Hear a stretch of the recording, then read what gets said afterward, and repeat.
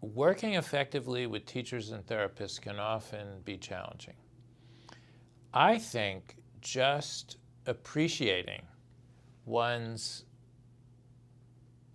teachers and therapists goes a long way.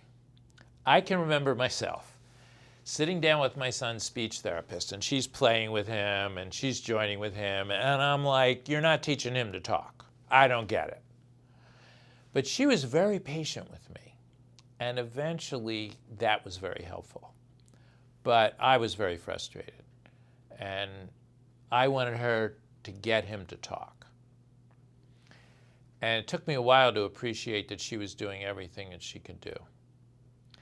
So somewhat what's important is understanding for parents that autism is lifelong, that it changes, that wherever a child is when they're diagnosed, there's good chances they'll develop along the way and become less symptomatic, and that everybody's doing the best they can. Teachers, therapists, the school principal, probably everybody's doing their best. Sometimes we get angry, sometimes we need to advocate for better services, but really appreciating what people are doing and realizing this is a steep mountain to climb. This is like Mount Everest. Autism is difficult.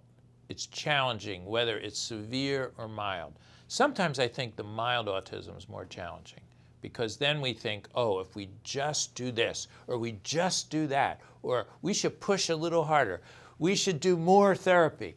I think that's harder to accept. Sometimes parents will feel bad for me, like your son doesn't talk.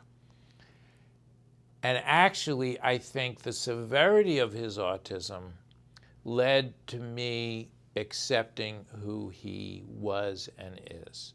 Whereas if he was more advanced, I think I would have pushed much longer. So I think that's really challenging.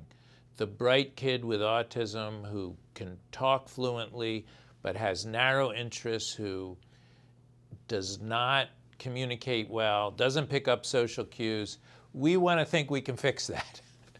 Now, we can help that child, but that child will always be different. And that's actually part of what's beautiful, is that we get a sense of the human condition, that there's a really broad variation of what it means to be human.